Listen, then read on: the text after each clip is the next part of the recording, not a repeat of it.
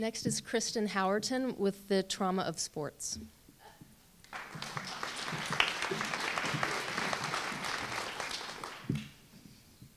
When my oldest son, Jafta, was about 4.5, he began begging to attend this basketball camp that he heard about from a friend. I signed him up for one through our city for preschool-age kids, and for 3 months, he asked about this camp every single day. Despite his shoddy math skills at the ripe age of 4, he was somehow able to count down the days until this camp started for 3 months. It was supposed to start on a Monday in April, and on that Saturday, I got a call telling me it had been canceled due to low enrollment. And the next camp was in October. So I found myself with 2 options. Number 1, I could completely crush my son and have him mope about it endlessly until the next camp started in months. Or number 2, I could accidentally omit information about his age and enroll him in a camp running the same week for kids aged 6 to 8. So I made the choice that I thought would best preserve my sanity and his and signed him up for the camp for older kids. He's tall, I reasoned, and also he's persistent. This was best for everyone involved. A little backstory.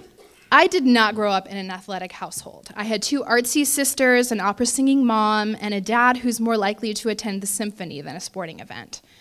I'm much more familiar with ballet shoes and chord charts than I am with cleats or shin guards. Gym class was generally a nightmare for me. I was not really coordinated enough to make anything happen with any kind of ball going into any kind of net. I grew up near the beach where impromptu volleyball games broke out on a regular basis, and I would be prodded into joining a game that was just casual. Come on, we're just having fun. About 5 minutes in, I'd be subjected to the glares of my friends as they realized that the only skill I possess is that of attracting balls to my forehead. All I really remember from these games is people shouting, "Rotate!" and me attempting to smack the ball and missing it entirely. Needless to say, I never had the experience of being hoisted upon the shoulders of my classmates after a winning game. So the concept of being a sports mom is both intimidating and a little foreign for me. As such, athletics have always brought up deep insecurities for me. And as any parent knows, once you have a child, it's basically like watching your own fears and insecurities walk around outside of your body. So then, how do you cope with watching them struggle? Like when you drop your son off for this big week of basketball camp that he's been begging to attend, and you watch him roam kind of aimlessly through the gym, clearly self-conscious about being the new kid, looking for a friend or something to do and unsure of even where to put his hands. Like when you see him find the couple of friends that he knows, a handful of kids from church that are older than him, and he runs excitedly to them, but then he stops and he walks away because they seem engaged and he seems intimidated. Like when you observe that just because your 4-year-old is tall enough to pass for a K2 student doesn't mean he can keep up athletically. There is a vast difference of skill between your child and the other kids, and you know he notices it too. Only he doesn't understand that it's an age or motor development thing. He just knows he can't do it as well as everybody else. Or when on the first day, you don't send him with snack money because you don't know they break for snack halfway through.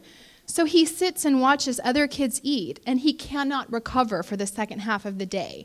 Not because he was desperately hungry, but because he was left out, and it made him feel self-conscious. When after the first day of camp, on the ride home, he asks if he could maybe play football instead, and you remember that after his first day of baseball camp last year, he requested to play basketball instead, and you know he's just really hoping that in a new sport, he'll be automatically as skilled as he hopes and imagines himself to be. And you know he's just disappointed that he's not. When your son mentions that maybe next time he could play basketball without any of his friends being there, because having his friends be there makes him feel embarrassed.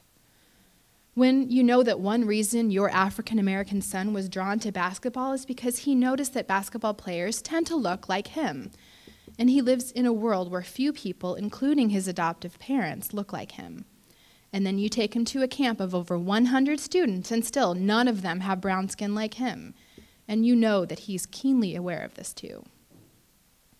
Like when you come to watch the scrimmage at the end of camp each day, and you see that he tries even harder to make the basketball when you're there, and he can't. So then he pretends like he's hurt so he can be rescued from trying. Like when you give him a little more grace than usual about lying in the car ride home because you know he did not make 15 baskets, but he really wishes that he did. When every day that you pick him up, you see his face fall when they announce who the camper of the day is, and it's not him. And you know that each child's going to get a turn for this coveted camper of the day, but you also know that for your sensitive son, being the last one to get this is really brutal. And when he finally does get camper of the day, on the very last day of camp, and his name is called and he gets his treat, and he disrupts the entire ceremony by running out of line, full speed, into your arms, and your heart just breaks into a million pieces because he's not at all embarrassed to show everybody there how happy he is that you're proud. And you realize that none of this really has anything at all to do with sports, and everything to do with the inevitable pain and beauty and insecurity that's a part of growing up. And there's nothing that you can do but cheer him on.